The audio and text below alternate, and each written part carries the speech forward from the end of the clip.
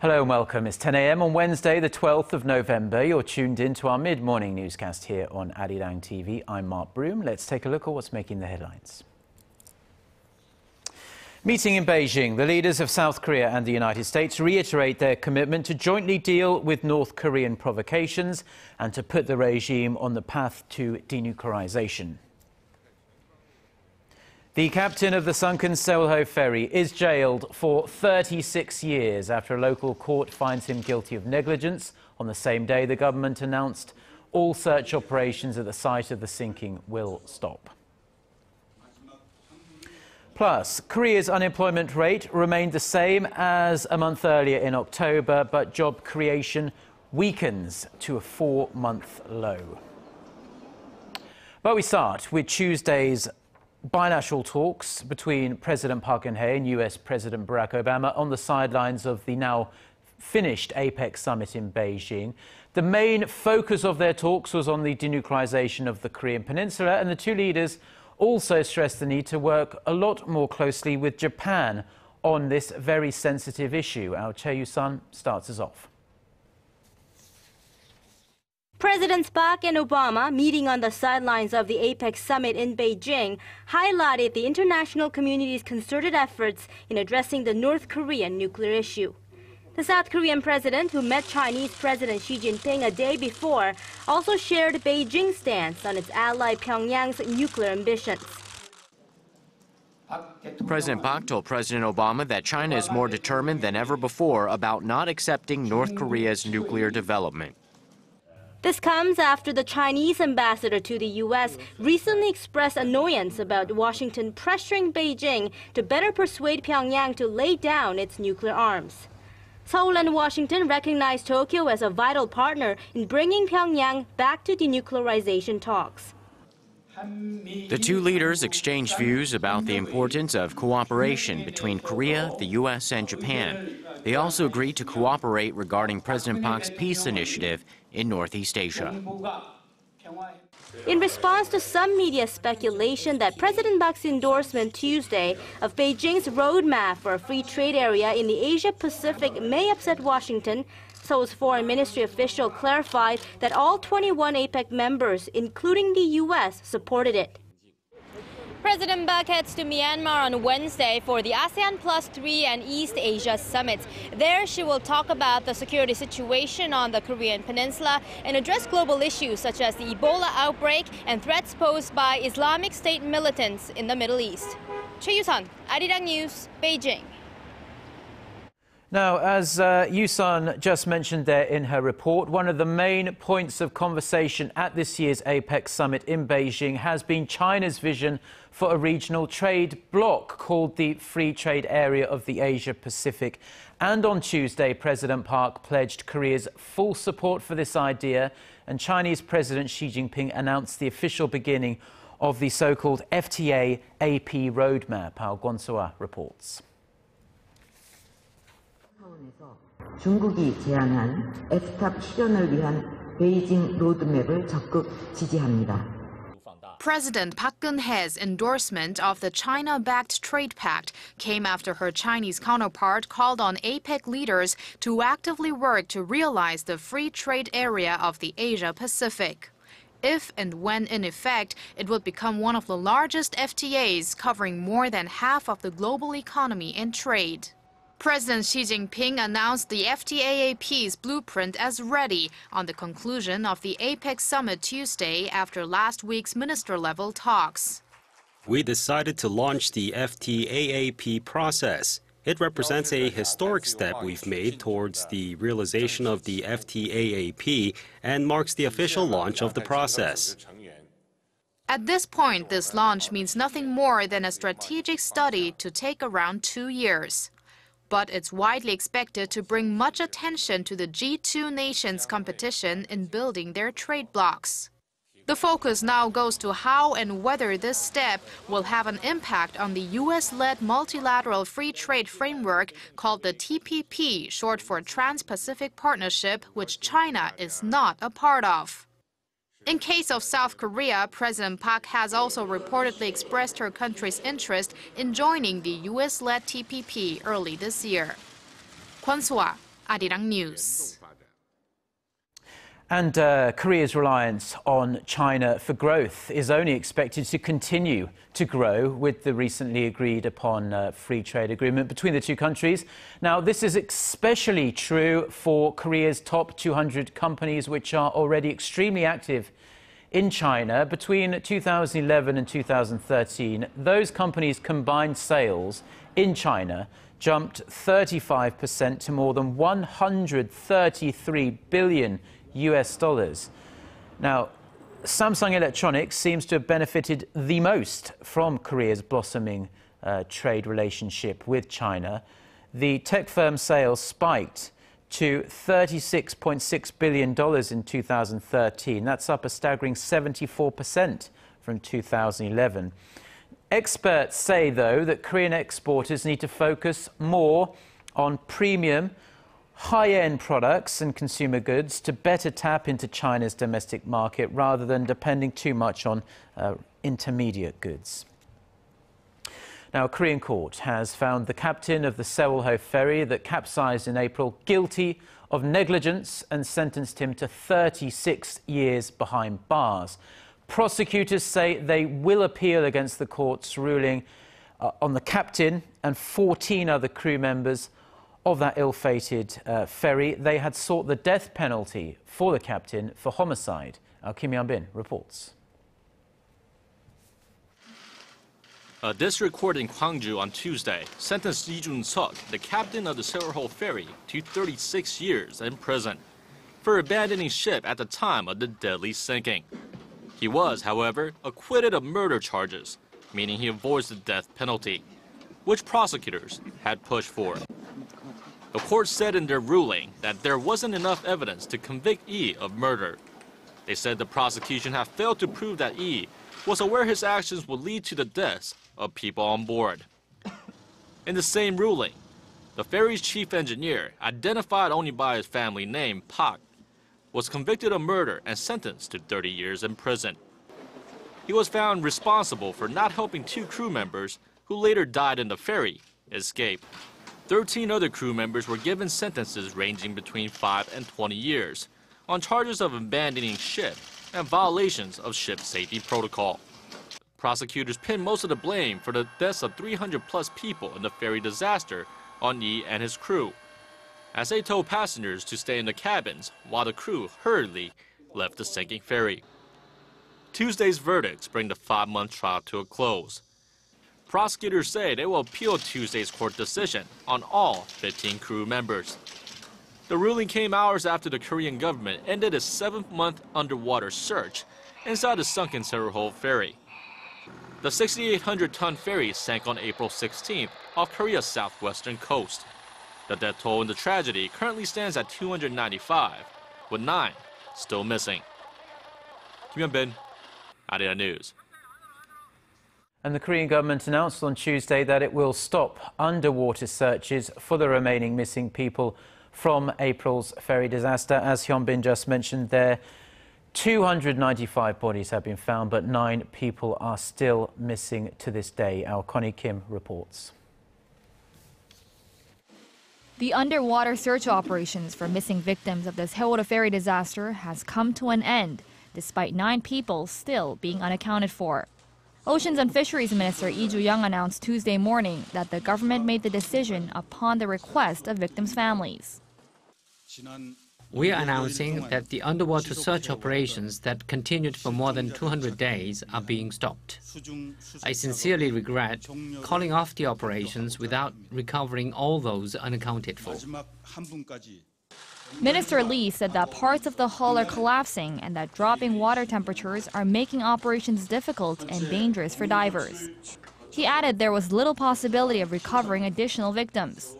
Measures aimed at preventing bodies from drifting out of the sunken ferry will also come to an end. The Emergency Management Headquarters in Chindo, the closest point of land to the accident site, will scale back operations and soon dissolve. Although underwater search operations have come to an end, victims' families are not giving up hope of finding their loved ones.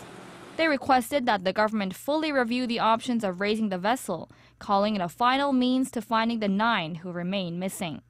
Relatives also called on the government to keep them informed throughout the process. The minister said the Central Disaster Management Headquarters will decide on when to start raising the ferry from the seafloor after discussions with experts and relatives of the victims. That decision is likely to come after the Sewol-ho ferry law takes effect. The law aims to uncover the causes of the disaster, which left more than 300 people dead. The last victim recovered from the vessel came late last month.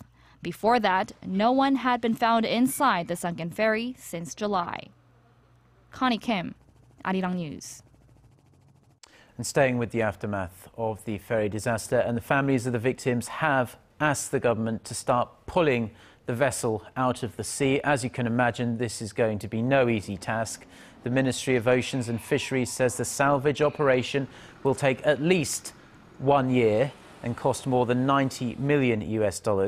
In fact, officials say it could take even longer depending on tidal and weather conditions. Said that a team of South Korea. Get connected to Korea and the world. Join us every weekday for the latest developments out of Korea, Asia, and beyond. On air, on your mobile, and online, we lead the way every day. Arirang News. To try and resolve the crisis in Ukraine, the European Union also offers $15 billion. Now, a UN resolution that calls for North Korea to be referred to the International Criminal Court for human rights violations could be adopted by a General Assembly committee as early as next Tuesday. Citing a diplomatic source at the United Nations, Seoul-based Yonhap news agency reported on this Wednesday that the committee will hold a vote sometime between November 17th to the 26th. The source added, however, that there is a possibility UN member nations close to North Korea, such as China, could propose a revised draft to tone down the resolution. Although UN General Assembly resolutions are not legally binding, if adopted as is, the latest resolution is expected to further turn the screw on Pyongyang to sort out its abysmal human rights situation. Now, iconic Korean singer Lee Seung-chul was denied entry into Japan just this past weekend. Now, Lee's agency says this refusal of entry is in retaliation for a concert he held on Korea's Dokdo Island in the summer, in August, in fact. And Korea's foreign ministry is looking into this matter. It's very upset. Our Park Ji-won reports. The concert at the root of the controversy took place on Korea's Dokdo Island a day before Liberation Day in August. Lee Seung-chul was there to sing his new song that day with a choir made up of teenage North Korean defectors. Fast forward a few months, and the 47-year-old set off for a trip to Japan on November 9th. However, upon his arrival at Tokyo's Haneda Airport, the singer was detained for 4 hours at the airport's immigration office. Various media outlets report that when Lee was asked why he was being held, an official said it was due to recent media exposure, presumably in reference to his Dokdo concert. Lee was said to be furious about his treatment when he threatened to expose what had happened. Japanese officials said his entrance had been denied based on his past use of marijuana more than 20 years ago. Despite the immigration office's claim, Lee has entered Japan more than 15 times since his arrest for marijuana use in Korea in the early 1990s. He even held a concert in Japan in the 2000s. Following the incident, Lee canceled his schedule in Japan and is now taking a break in Korea. Lee's agency says the singer believes the retaliatory denial of entrance was due to his concert on Dokdo, which Japan falsely claims to be its territory. This is not the first time that a Korean star involved in a Dokdo-related campaign has been discriminated against in Japan. Korean star Song Il-guk, who participated in a swimming project to Dokdo in 2012, was warned that he might experience problems if he tries to enter Japan, and the drama Song acted in was pulled off from the airwaves in Japan 6 days before it was due to premiere. Park Ji-won, Arirang News. Now, in economic news, Korea added more than 400,000 jobs in October from a year earlier, bringing the total number of people in work in Korea to nearly 26 million. That marks the slowest on-year job growth since June, though, and Statistics Korea says the figure still points to an improvement, however, in the country's labour market. The agency attributes the slow growth to the falling number of jobs in the farming sector, stemming from slumping agricultural goods prices. It says that if the farming industry is excluded, the number of newly employed people last month stood at around 550,000. Now, new research shows that many of the jobs with the brightest futures are in the nation's gas and energy sectors. The Korea Research Institute for Vocational Education and Training says energy technicians, gas researchers and hygiene inspectors are the occupations with the greatest potential for growth over the next 10 years. The research was based on several factors, including compensation, employment stability and working conditions.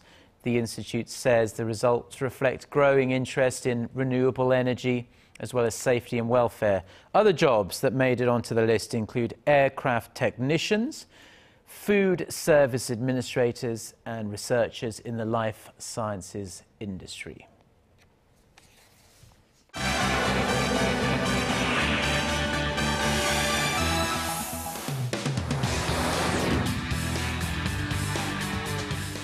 Right, well, let's get a check now on the global headlines we're following on this Wednesday morning here in Seoul with our Eunice Kim, who's standing by at the news centre for us. Good morning, Eunice. Hello, Mark. So this year's APEC summit is now behind us, and attention shifts over to Chinese President Xi Jinping and US President Barack Obama, and they met on the last day of the summit on Tuesday.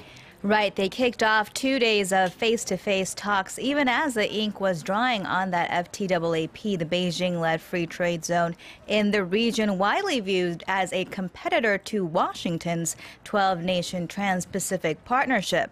The leaders of the rival nations loosened their ties and shared a casual chat over a garden stroll near the Forbidden City before a private dinner at the presidential residence Tuesday evening. President Xi expressed his hopes for establishing a foundation for a fruitful relationship between their two nations, adding that it's important for the U.S. to learn China's modern history to understand its people's aspirations and future.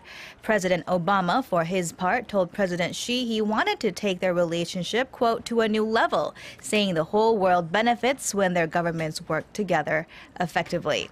And on the sidelines of the APEC summit, the two countries announced that each would extend its visa validity to the other's country and also cut taxes on tech products like computer software and semiconductors. The U.S. Department of Defense has released figures of service members who died in military operations in Iraq and Afghanistan. Released on Veterans Day in the U.S., it said 6,758 troops died as part of the wars, about 65% of whom were in Iraq. Among the total number of casualties were also 22 troops of Korean descent. A European spacecraft called Rosetta will attempt to land on a comet on this Wednesday, and if successful, the mission will mark a first-time milestone in human history. The fridge-sized mothership was sent into space 10 years ago, traveling some 6.4 billion kilometers to chase comet 67PC, which orbits the Sun between the orbits of Jupiter and Earth. So far, all systems are a go for the tricky landing, despite some earlier rattled nerves when its robotic lander apparently fell asleep, resorting to a backup computer over the main. The mission leader at the European Space Operations Center said if successful, the spacecraft will revolutionize the science of comets and perhaps also help answer the age-old question on the origins of life. Chinese e-commerce giant Alibaba raked in $9.3 billion in sales in the country's so-called Singles Day, smashing predictions in last year's record of $5.8 billion. Alibaba had reported more than $2 billion in sales in just the first hour of what's now become the world's largest online shopping day. Founder and CEO Jack Ma said Tuesday mobile transactions accounted for nearly half of the purchases. The massive shopping event comes on the heels of the company's latest earnings call, which showed nearly a 54% increase in revenue on year.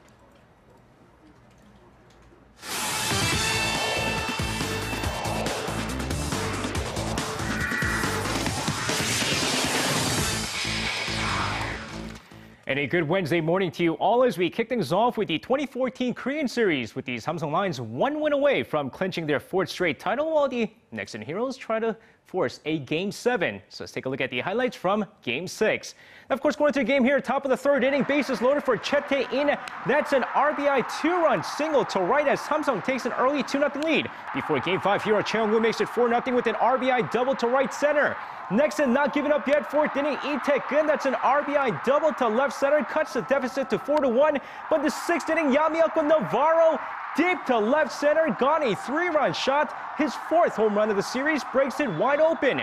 Now Nexen's bullpen never recovers after that as Samsung cruises through 11-1, winning their fourth straight Korean Series title and their eighth title overall, with Yamiako Navarro being named the series MVP.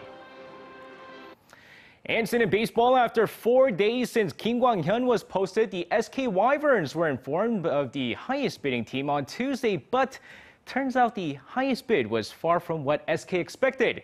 Now, according to Ken Rosenthal, a baseball analyst in the U.S., the San Diego Padres had the highest bid with $2 million, but Kim Kwang-hyun and the team will have to talk about whether or not it's even worth accepting it.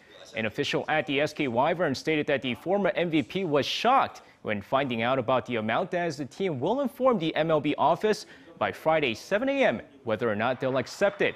If the bid is rejected, Kim Kwang-hyun will have to play another 2 full seasons before gaining unconditional free agency. And now shifting gears over to the LPGA this time, as the battle for the 2014 LPGA Player of the Year award is set to come down to the wire, with Park In-bi and Stacey Lewis set to compete 2 more times this year. Now, despite Park In-bi taking back her #1 world ranking a few weeks back, American Stacey Lewis still has a slim lead in the Rolex Player of the Year point system at 229 points compared to Park In-bi's 217 points. And the battle for the award will come down to the final 2 tournaments, with the Lorena Ochoa Invitational and the CME Group Tour Championship. Meanwhile, the 2 golfers are expected to fight for the top money list as well, with Lewis in the lead by a little more than $360,000. And now finishing things off in football, he went from being called sensational, but now they're calling him Sonaldo. It's Korean national team footballer Son Heung-min, as he was recently named UEFA's Player of the Week. The 22-year-old, who was recently named in the UEFA Best 11 as well, along with names like Lionel Messi and Koke, he has now been named UEFA's Player of the Week thanks to his 2 goals against Zenit last week, which held Bayer Leverkusen at the top of their group with the 2-1 victory. With the 2 goals, Son Heung-min also became the first Korean to score 2 goals at a Champions League match. And that's going to wrap it up for me. This has been SJ. Have a great rest of the day, and see you guys again for your sports needs.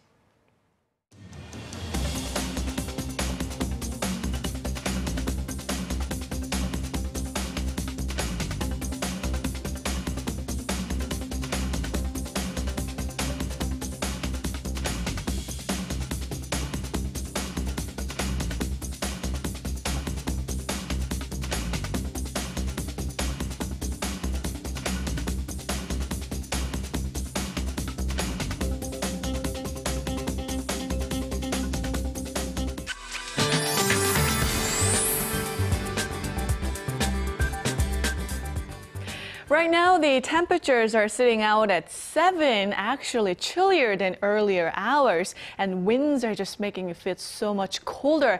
And daytime highs in Seoul will only rise to 9 this afternoon, while the other parts of the nation will see the top temperatures getting up to mid-teens. And it's much brighter. Sun came out from behind the clouds, and winds will get stronger. So it will be a very chilly day today, as the daytime high in the capital will only make it to 9, while Daegu and Gwangju tops out at 15 and 14 respectively, and Busan will climb into 17 later on. Now for other regions, Jeju Island and Daejeon will be getting up to 16 and 12 this afternoon, while Dokdo sees a high of 14.